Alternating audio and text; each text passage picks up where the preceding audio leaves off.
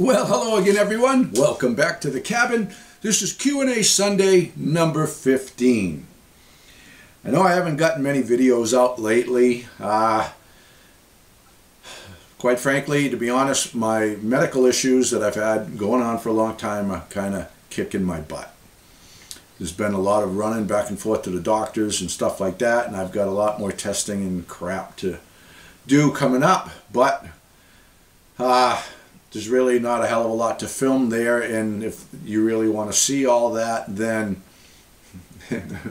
I don't know what to suggest for you. But that's just the way it is, you know, life throws you the crap, man. And I've been dealing with stuff for a long time, and that's what happens. It's just life. It's part of life. So I've been working on the cabin and, you know, doing stuff as much as possible, but like I said, there's been a lot of running back and forth, and I got to go up to Dartmouth Hitchcock here next week, and but only reinforces the fact that I'm always saying, you got to live now and live it up. You got to live now and live it up, okay? All these people that just chase money and they leave all their dreams on the back burner, or they disregard them entirely. I don't know. Like I said before, I don't want to be on my deathbed someday looking back and reflecting on my life and going, man, I should have done this and I should have done that, and why didn't I go here and why didn't I do this and that? You know, you got to do it while you can. And that's why I'm really, really glad that I've lived my life in the manner that I have. Yeah. I've left really no stone unturned. I fulfilled really all of my childhood dreams. Now, throughout my life, of course, I've come up with some new dreams and some new interests. I have a few things I still want to do, but nothing really pressing.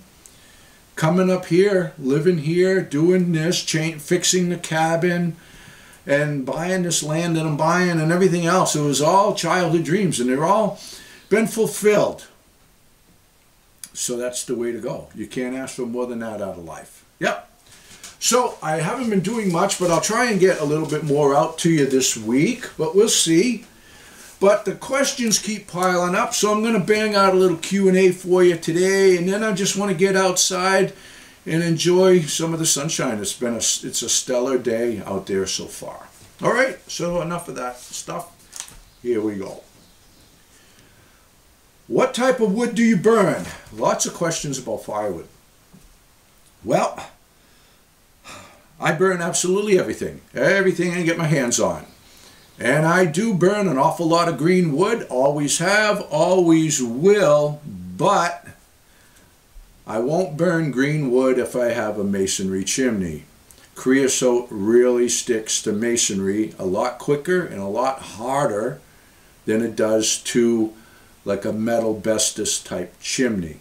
If you don't know what that is, I'll put a link in the description below. That's the Selkirk metal bestus. That's what I use, always have used, and that's what I will always use. It's a great chimney.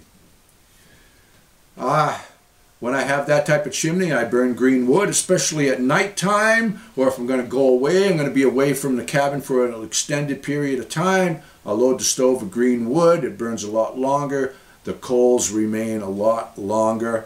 It's a good performer. But of course, it does make a lot more creosote. But with the metal bestus type of chimney, you just wrap on the chimney, you give it a quick once over with the brush. You really don't even need the brush, just use the handle of the brush or a broomstick or something, and it knocks it all down. I scoop it out of the firebox, or I even burn it in the firebox. The only wood that I won't burn green is a soft wood, a pitchy type of wood, like pine, hemlock, spruce, balsam. But I do burn those woods when they're dry. But I don't burn them when they're green. But I burn everything I can get my hands on. How do you deal with termites and ants? Well, to be honest with you, I don't even know what a termite looks like. So obviously I have no troubles with them. The ants, I made a video a while back, how to make your own ant poison. Works really good. If you don't want to go through the process, what I recommend and what I also do use, I've had good success, is the taro. Okay, put a little link to that too, or you can buy it in any store.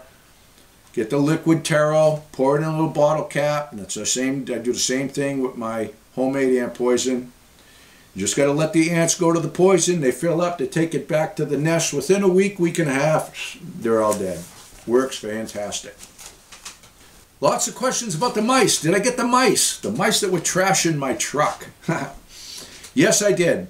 I only caught 2 in the truck, and I left the traps there for weeks, but I didn't catch any more. And I think what happened was the truck was over there on the other property all winter long.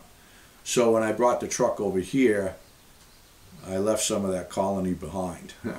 But I haven't had any more mice problems in the truck. So it doesn't seem to be too bad, except for they trashed my headliner there. So people have seen me talk about work clothes and work gloves, work boots. They want to know about safety glasses. What safety glasses do I recommend? What are my favorite ones? Well, my favorite safety glasses are the Elvex brand. Put a link in the description below. These are my favorites. They're very comfortable, very durable, and very affordable, and that's a winning combination. They grip good, so if they're on my hat like this, they don't fall off, and I need to buy some more. They are fantastic, and there's a huge selection of these. These are great. I often wear those just when I go kayaking and stuff, just as sunglasses, because they're really comfortable. A while ago, my friend CJ sent me these bad boys. These things are like cosmic. They even have lights on them. Now, they're not very stylish, but if you want protection, these are the way to go. I mean, look at these things. The next time Lori and I go out to eat, we get a nice little quiet, dark booth somewhere. I'm going to put these on so I can read the menu. See what she says. Can you imagine doing that? And the waitress comes over and you're like, is this gluten-free? Ha! Yeah. Oh, Frankie likes these though. He got his, once he saw these things, he wanted to wear those. He likes to be part of the construction crew, don't you know? All right, enough foolishness. Let's get on to the next one. Has Frankie ever caught the chickamunka? No. I know, Frankie and the chickamunkas. Frankie won't hurt anything. He likes to chase. It's all about the chase with Frankie. He'll chase squirrels and the little chipmunks. And when we had the homestead in New York, the geese would come up off the marsh and be on the lawn, and Frankie will chase them. And he'll get right to them and he veers off. He doesn't want to hurt anything. It's all about the chase with Frankie. And he's got a game of cat and mouse going on with the chipmunk out here. Quite comical, these two. The chipmunk's already onto him that Frankie's not going to bother him. So I've got the bird feeder hanging on a cable. So he gets out there tightrope walking on the cable. And then sometimes he loses his balance, and Frankie waits and watches, and when the chipmunk hits the ground, he chases him under the shed. Oh, chipmunk! They do it all the time, and Frankie could catch him, but he doesn't try. But it's pretty fun to watch him anyway. What's Frankie's favorite snacks? Well, Frankie's got a lot of different snacks, but we buy him just the regular basic milk bones. People send him some of the higher end snacks. You know, in the evening, we like to finish out the day by just watching a movie or, you know, a documentary or something on Netflix, you know, just to unwind. And Frankie likes his TV snacks. And that's when he brings the bat box. He carries over his bat box, just like clockwork. He likes to have his TV snacks. He gets something out of the crispy cracker can when he goes and does his business in the morning and then before bed. And if he's a really, really good boy, he gets himself a cheese plate. Yep, Frankie loves cheese, and he gets his little cheese plate. Pretty amazing, huh?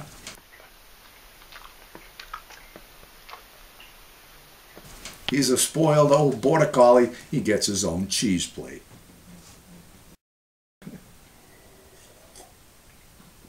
All right, one more, and I'm going to call it quits. What projects do I have lined up? Well, I'm going to continue to finish the cabin. I've got the concrete piers put in for the screen porch. I still got to get the permit for that. I've got an outbuilding to build to keep the snow machine, the quads and stuff like that. I don't know if I'm going to get that done this year, but right now I'm still working on the cabin, and I got to get the firewood cut, and I've got a lot of things to do. But really depends on how I feel and how things pan out. And that's just the way it is. That's what life is, man. It throws you some crap and you deal with it. Yeah? So it's all about the life you live and how you live it, and leave no stone unturned. You live now and you live it up. So that's it, people. Keep the questions coming. I'll try and get something out to you this week. I'll do my best. That's it for now. Enjoy the rest of your Sunday. All the best to you, and God bless.